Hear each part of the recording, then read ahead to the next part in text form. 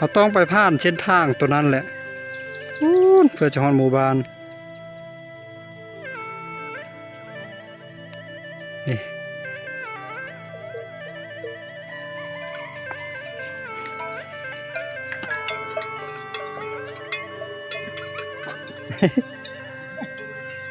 เพิ่นเห็นคนแปลกหน้ามาแล้วเฮาขนาดเนาะ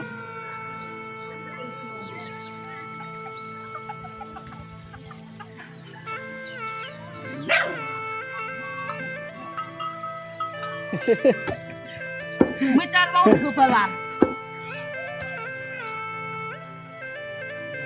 เขาจะเบิ่ง TikTok เบิ่งหยังก็ขึ้นผู้พุ่นบ่ขึ้นผู้คนนั่นโอ้ผู้ทางมาพุ่นนั่นแหละโดยน้ำด้านตัวนี้โดยน้ำห้วยคัดมันเลยสบายดีทุกคนวิดีโอนี้บอรัดกำลังจะเดินทางไปบ้านผู้หงอมถือว่าเป็นชนบทแห่งหนึ่งของเมืองเซโปนทางทิศตะวันออกเฉียงเหนือห่างจากตัวเมืองมาประมาณ25กิโลเมตรเส้นทางเข้าหมู่บ้านพี่น้องเอ้ยเบิ่งคือผู้วักคือสูงนี่ผู้โธ่แต่ข้างหลังของเฮาแนมเห็นหมู่บ้านผู้กระจะผู้เข้ามาไกลเติบแล้วผู้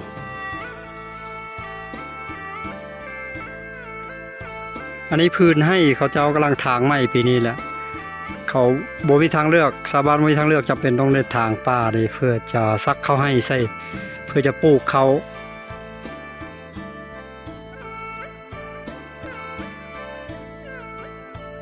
สายห้วยน้ำที่ว่าน้ำยังไหลเจาะลอกเล็กเจาะลอกเล็กอยู่ฝนบ่ทันได้ตกเลยปีนี้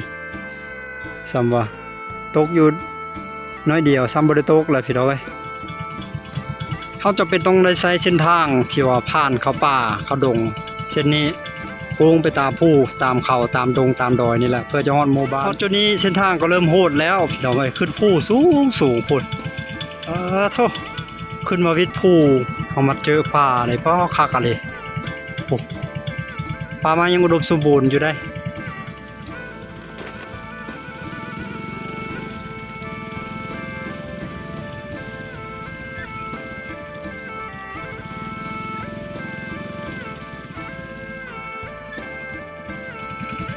เดินทางวิทย์ป่า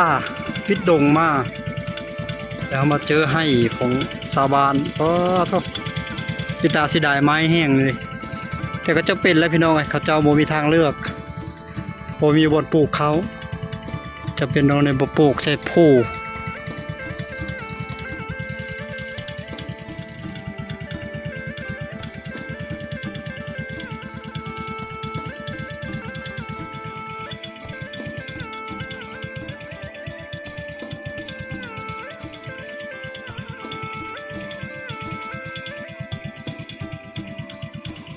พี่น้องไอ้ทางไปหมู่บ้านบรัดบอยากจะพัฒนาเลยบอกขึ้นว่าสิมีหมู่บ้านอยู่ข้างในแต่ก็มีหมู่บ้านหนึ่งหมู่บ้านข้างในเราจะเข้าไปหมู่บ้านเขาผ่านเส้นทางนี่แหละเขาเดินทางวิทย์ป่าวิทย์ดงอันนั้นมาแล้วเขามาเจอทงหน้าอยู่ห้อมโพตัวนั้นโอ้ควายหลายเลยเห็นคนเลี้ยงควาย3 คน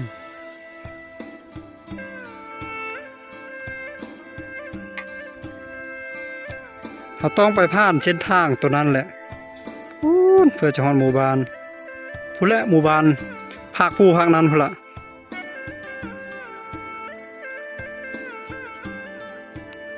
นี่เสียงแดดกับพอดีเสียงตะเวนพอดีซึ่งนี้เลยรถไถเข้ามาใช้ได้รถอีแตนนี่โหดขนาดเลยแล้วจะไปทางนี้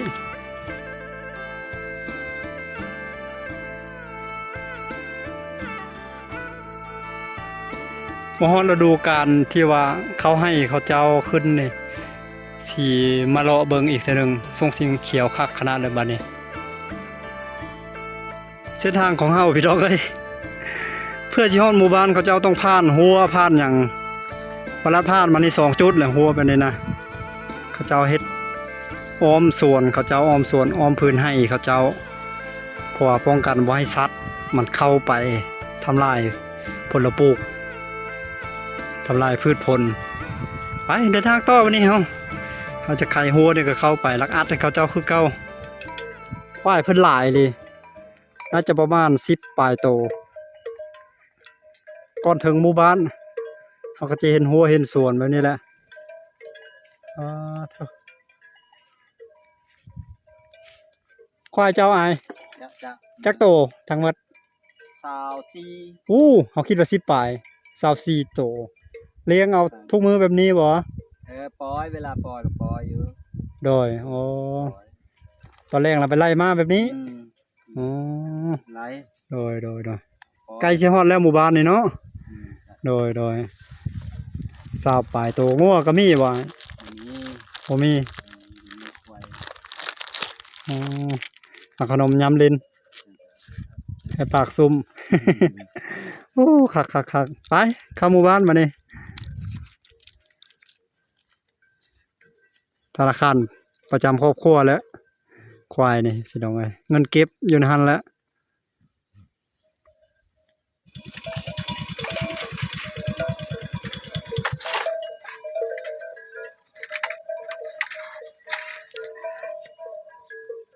ฮอดหัวบ้านแล้วพี่น้องเอ้ย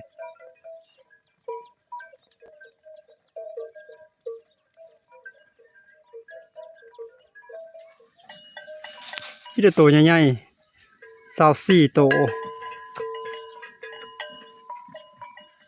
ดีเขาเจ้าอันลัดทางบ่ลัดไว้ จะเข้าหมู่บ้านเข้าบ่ได้ล่ะเขาเจ้าลัดทางล่ะ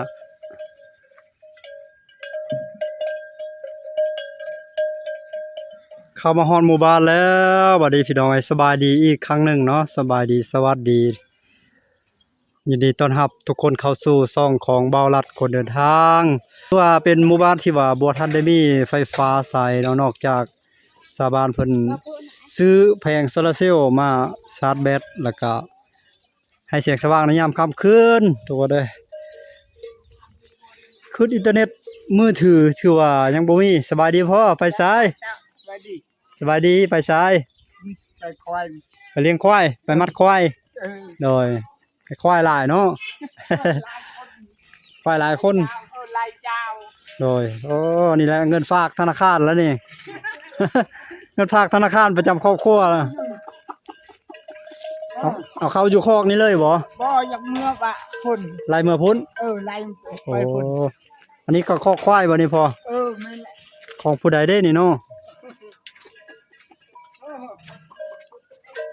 มันเห็นเจ้าของแล้วมันกลับเนาะ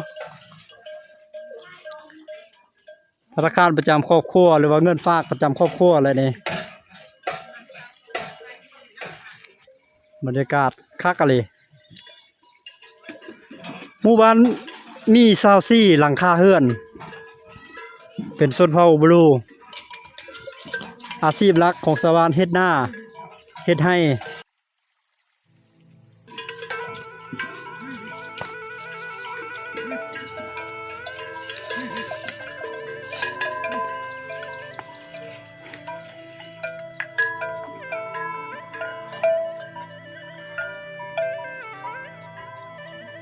หลายโตคัก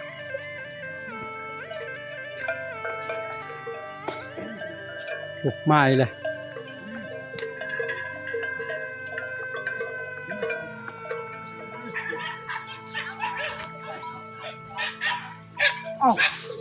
พ่อเบก็หลายเนาะ บ่า มา โอ้ สุนัขลายเบมา แม่น โดยเฮ็ดนากับเฮ็ดให้อันใดหลายกว่ากันอยู่บ้านพอ มาไล่นา สลายหน้าเนาะบ้านนี้เนาะโอ้บ่คือบ้านภูกระจะเนาะบ้านภูกระจะให้หลายบ้านภูกระจะ สำคัญนะ อันนี้ กับนาคือกัน คือกันเลยโดยโรงเรียนอยู่บ่ได้โรงเรียนพอ คนเครื่องนั้น อ๋อห้องหยัง ห้องมา ห้องป .5 บ่มา โดยอินเทอร์เน็ตนั้นอยากใช้อินเทอร์เน็ตนั้นมีบ่อยู่กลางบ้านนี่ จักมือ อินเทอร์เน็ตแบบโทรศัพท์ในโทรกลางบ้านนี่ได้บ่พอ ก็ได้มากลางบ้านบ่ได้ บ่ได้เนาะขึ้นผู้ได้บ่ คุณพูดได้ โดย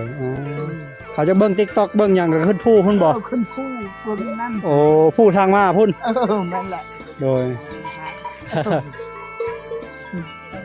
อยู่พุ่นบ่อยู่ชนพุ่นบ่ พื่อนพ่อ ยู่ชุมพุ่นน่ะ โอ้เบิ่งเข้าตารางเขาเจ้าแล้ว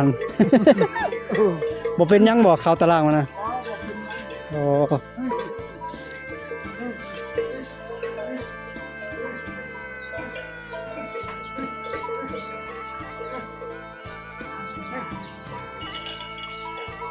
โอ้ยังหลายคนอยู่บ่ตามเข้าพอ นายคน น้อยคนแล้ว อืม เดี๋ยวนั้นสีบ่ จ้ะ สีได้เฮ็ดได้เอาติดจักบ่ติดจัก ติดจักที่จักน้อยเนี่ย จักน้อยๆหั่น ดึง เอาน้ำมันใช้อะดึง แม่นละ โอ้มีหัวอยู่หั่นเนาะพ่อเนาะ ห้วย โอ้ ดึงนั่นน่ะผมเห็น โดยใช้น้ำมันบางคนก็ใช้อยู่น้ำบาดาลบางคนก็ใช้น้ำห้วย แม่นละสบายน้ำมันดานตัวนี้ โดย น้ำห้วยคัดมันเลย ขาดเนาะ แห้งมันเลย โดยไตไผ่นี่ไตโซลาร์เซลล์เลยเนาะ เชลนี่แหละ โดยก็จากปีใดเนาะไฟฟ้ามาฮอดเนาะ บ่มีแล้ว บ่คลองเลยบ่ บ่คลองแล้วคือละบ่ได้แล้วตัวนั้น จากแล้วบัดหลายปีสิได้อยู่ดอกบางเทื่อก็ จ้ะ หลายปีพุ่นแล้ว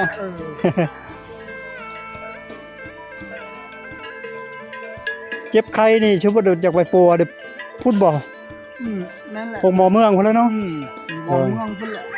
ยามนี้สบายอยู่ยามฝนนี่เนาะ น้ำพุ่นน่ะขมังแล้ว ยามฝนเฮ็ดได้ใช้รถไถไปได้บ่ ได้ละไทยไปได้ คันรถจักรนี่ยากๆแล้วยามฝนเนาะ หกแล้วไทยจะอายุนี่ เลย ยำมันมีที่โอ้ อ่า ที่เก่าที่โอ้เดี๋ยวนี้ไปบ่ได้เลย โดย น้ำลายเลย น้ำลายแล้วยามฝนเนาะอันนั้นทางไว้ใช้พอนะ ทางไปโพนพุ่นแหละ เอาลงสิโปนเลยก็ได้อันนั้น ได้ โอ้เราไปหันออกอยู่บ้านใดไปนี่ พุ่นออกชมแค่พุ่น บ้าน2แค่เนาะ อืม เฮาจักเมื่อทางนี้เลยก็ได้อยู่บ่ ได้ เดี๋ยวนี้ ได้ เฮาเมื่อทางนี้กับทางเก่าตัวได้ดีกว่ากัน เอาจะออก ชื่อตัวนี้ ตัวนี้ซื้อเนาะออกสิ มาปู โดย บนนี้ไปเพียงอันนี้ โอ้ โค้งเดี๋ยวนี้ แต่ว่าโคกเนาะออก2แค่ไปเลย แม่นเนี่ย อ๋อ ออกชมแค่นี่ เฮาบ่ไปตาลงบ่เฮาไปนี่พอ บ่ได้ลงนอก บ่ไปตาลงบ่ บ่ลง นำทางนี้เลย เออ โอ้โอ้อยู่พุ่นเฮือนพ่อ บ่พุ่นเคยบอกเจ้าหงเห็น อ๋อโรงเรียนอยู่หั่นเอาแล้วข้อควายพ่ออยู่ไสบัดนี้ พุ่นเขาคอยเบิ่งนั่น เอาเด็กควายพ่อละบัดนี้นะ นี่เคยลานนึง อ๋อ กลัวเลยไง โอ้บ่ทันเฮ็ดก้อนหินคักเนาะ หลายที่ไหนจะกะ นั่นควายล้าน เคยลานเบื้องนั้นเพื่อนมัน โดยบ่ทันนั้น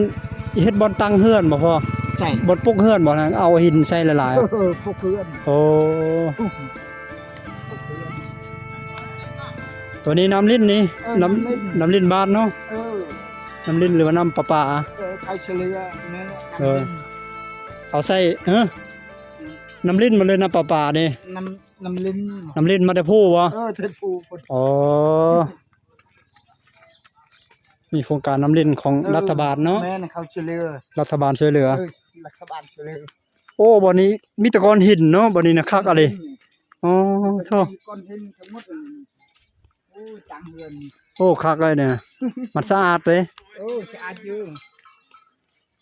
ทางเฮือนละสะอาดคักบ่นี่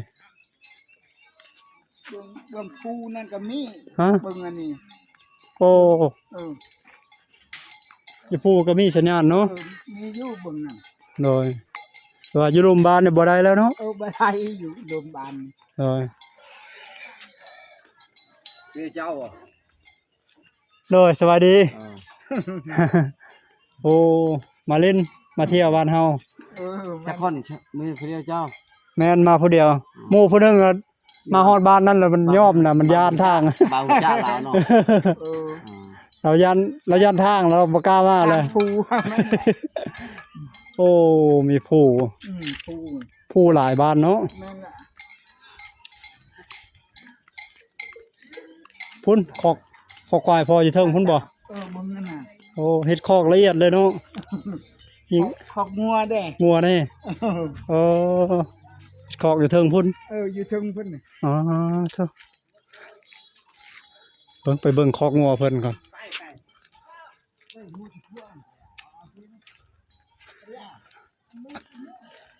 แล้วเฮาสิแนมลงเบิ่ง ภายในหมู่บ้านบรรยากาศมันสิเป็นจั่งใด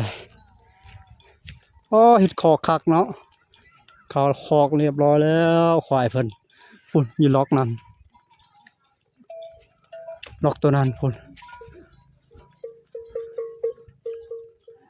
โอ้บ่ทันแขวนปีน่าจะเป็นจุดที่ว่าเขาเจ้ามาใช้เครือข่ายมือถือ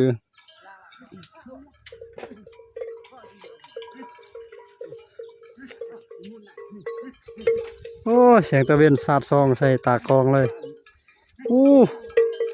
คักอะลีวิวบรรยากาศข้างหลังหมู่บ้านยามมื้อแลง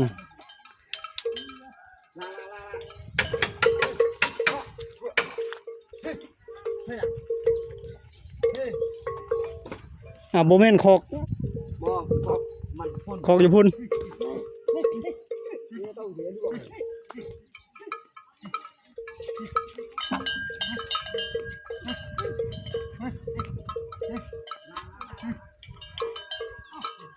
โอ้ตัวนี้คอกพ่อนี่เนาะ จ้าจ้า เอาคอกงัวพ่อ แม่นแหละ จักโตงัวพ่อ รถตู้ 6 โตงามเนาะงัวเนาะ ยังได้ยังไม่ทันมาครบ เลยควายละจักโตอะควายทั้งหมด ร้อยห้า ควาย5งัว6อ๋อ ตอนนั้น ควาย5งัว6จ้าจ้า ขนมยำลิน จ้าจ้าขอบใจ ซุ่มคอบ่มีหยังมาฝากมาตอน จ้าขอบใจลูกเอ้ย อยู่นี่ ให้เจ้าอยู่ดีมีแฮง โดย จ้า อันนั้น คำแข็ง เฮ็ดน้องปลาอยู่หั่นน่ะพ่อ แม่นแหละ โอ้คักแต่ ช่องน้อง สองน้องเลยของ ตามน้องเลยนะ ของไผพ่อ ของลูกเคย โอ้ ของ คักแล้ว เคยคอยนี่นะ ปลาลัดอันนี้เลยเนาะ นั่นแหละ อ๋อเอารถจกบ่จกนี่ รถจก อ๋อ รถแมคโคร เป็นแมคโครเขามาฮอดพี่เสยเนาะ จ้ะฮอต โดย ให้เมียมี โอ้เอามีอันหนึง เอาลูกให้โอ้ยจะทุกขอบใจ โดย ให้คำแข็งให้อยู่ดีมีแห้งเจ้าให้ โดย รวย โดยสาธุ จ้ะ พ่อก็อยู่ดีไม่แห้ง จ้าจะทุก แต่ว่าธนาจังมาแวะลิ้นน้ำอีก จ้าเนาะ โดย มาเล่นอีกนี่ โดย เป็นนา เลาะลงบ้านก็ได้พอเด้อ จ้าให้คำแข็งลูกเอ้ย โดย จ้า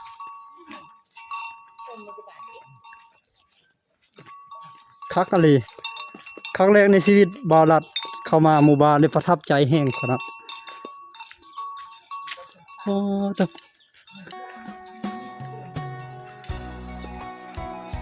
หมู่บ้านมีความเป็นดั้งเดิมหลาย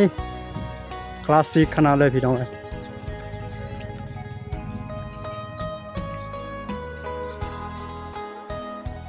วันนี้ก้อนหินเรียงรายแล้วกันเจือนเพิ่นเฮ็ดหินหลายเนาะกลางหมู่บ้านนี่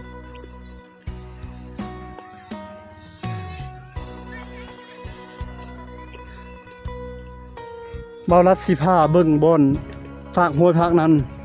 มีอีกประมาณ4หลังคาเฮือนบ่คือว่าคักอะลีภาคนั้นตั้งเฮือนเหมาะสมขนาดเลยโอ้บางคนนี่ยังตามเข้าอยู่ได้นี่ได้ยังตามเข้าด้วยโคกมือ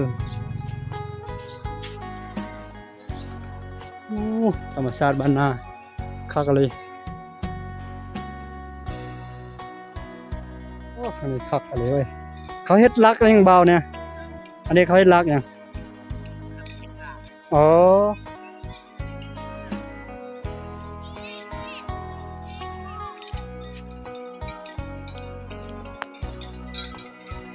โอ้คักอะเลยน้ำเนาะธรรมชาติบ้านป่านี่แหละบ้านป่าตัวจริงพี่น้องเอ้ยโอ้มีสายน้ำไหลผ่านใจกลางหมู่บ้านฝากนี้กับบ้านฝากนั้นกับบ้านแล้วฝากวันนี้นี่ยังมีบ่อนปลูกเฮือนว่างหลายอยู่คักอะเลยปลูกเฮือนหรือว่าสร้างเฮือนสร้างบ้านตามแคมตะลิ่งแม่น้ำนี่มันก็สุดยอดแล้วพี่น้อง พี่น้องลองนึกภาพเบิ่งสร้างบ้านแบบทรงบ้านสวนทรงอันนั้นนะ ทรงบ้านอยู่ดอยอยู่หยังก็เปิดมุมออกให้เห็นวิวกว้างๆแนมเห็นภูเขาแนมเห็นสายน้ำแล้วก็แนมเห็นหมู่บ้านฝากเบิ่งนี้พอฝากวันนี้ก็มีหมู่บ้านได้ดินี่บรรยากาศคักเลย หาใส่บ่ได้แล้วเส้นทางนี่ก็เฮาอาจจะสมมุติว่ามีเงินพี่น้องเอ้ยซื้อรถกระบะออฟโรดคันหนึ่งมาใส่โอเคแล้วเพราะว่าจากนี้หาตัวเมืองสิโปนก็ประมาณ25 26 27กิโลเมตรนี่แหละก็บ่ไกลปานใดคืนอินเทอร์เน็ตมือถือก็มีความจำเป็นต้องใช้ก็ขึ้นปีนภูขึ้นไปขึ้นภูหลังบ้านไปก็มีอยู่ส่วนไฟฟ้าก็อาจจะใช้แผงโซลาร์เซลล์ควายเพิ่นหลายกับงัวเลยงัวก็หลายชาวบ้านนี่มีงัวมีควายหลายก็สิว่าอย่างหนึงแล้วก็เป็นบ้านคนรวยในชนบทนะพี่น้องถ้าเทียบชนบทเช่นเดียวกันในหมู่บ้านนี่ก็ถือว่าเป็นหนึ่งของหมู่บ้านที่มีทรัพย์สินหลายเลยพี่น้องจะพามาเบิ่งป้อควายมันอยู่นี่กันหลายเลยโอ้กำลังไล่มาบ่อนนี้ก็ปลูกบ้านปลูกเฮือนใช้อีกนี่แนมเห็นสายน้ำนี่อันนี้ฝนยังบ่ทันได้ตกหลายปีนี้ฮะก็ตกเทื่อ1 2เทื่อเลยเฮ็ดให้บ่ทันได้มีน้ำหลาย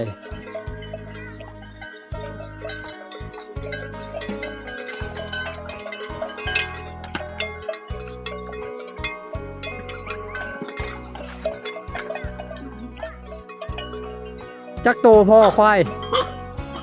โอ้ธนาคารเจ้าแรกเงินภาคธนาคารแล้วนี่ 2 คนบ่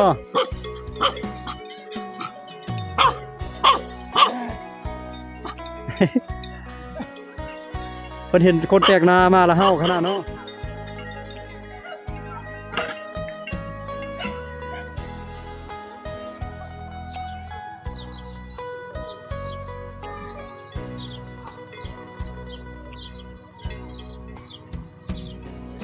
เฮือนซ่านของเพิ่นนี่ส่วนหลายก็เป็นเฮือนเป็นยกสูง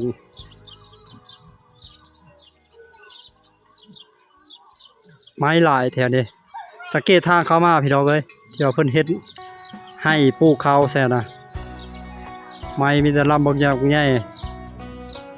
ตามหัวผู้ตามนั้นนะมีเฮือนเป็นเฮือนไม้เฮ็ดด้วยไม้นี่เกือบทุกครอบครัวเลยพี่น้อง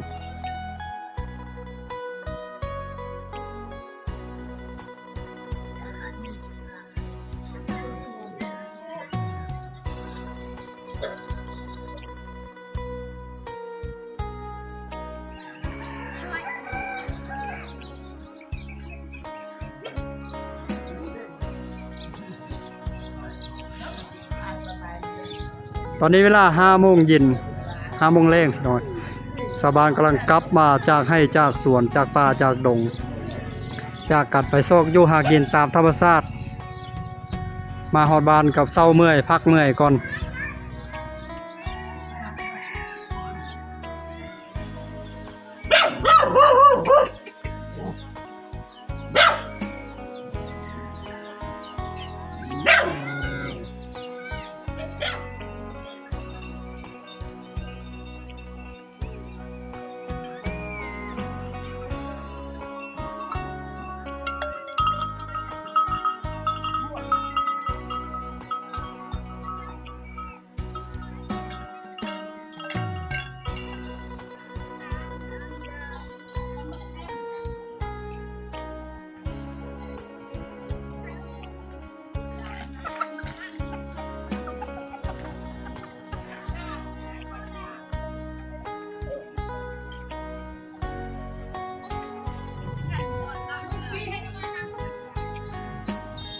สวัสดี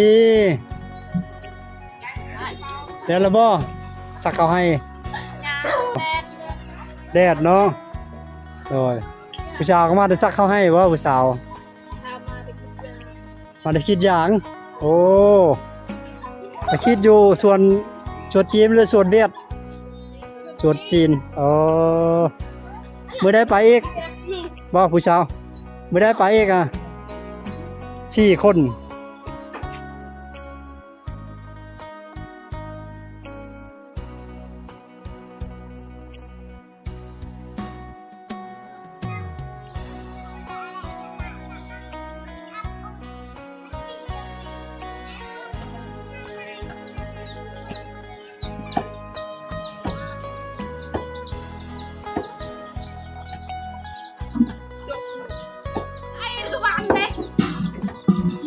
ตามอาหารให้หมูบ่เจาะลีกโยนอะลีกจ้า บางยะ บางย่อ เออ มันนอกมันนอกมันนอก อ๋อเฮ็ดน้ำส้มเอาไว้กินนะกล้วยจ้าบ่คนกินบ่เฮ็ดคนกินโอ้คิดว่า ขอโทษเด้อที่เข้าใจผิด เออ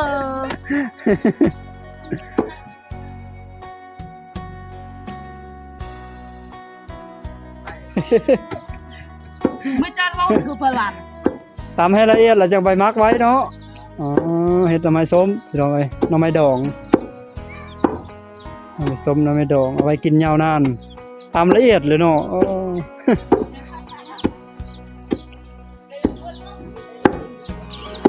อืม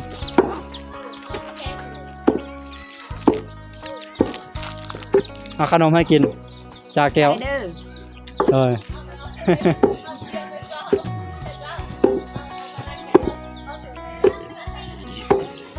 สบายดีอยู่ดีมีแห้ง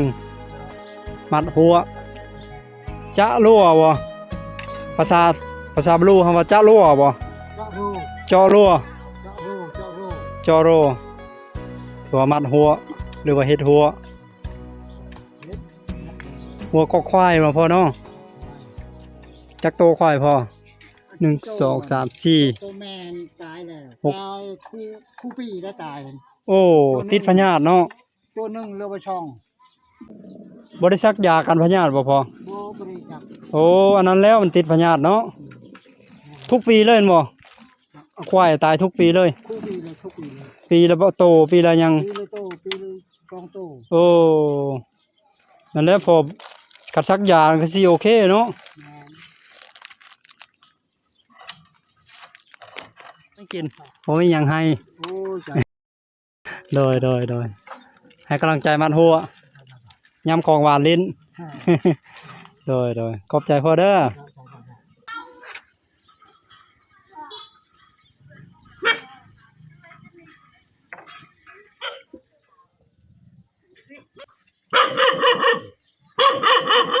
เฮาดีขนาดไหน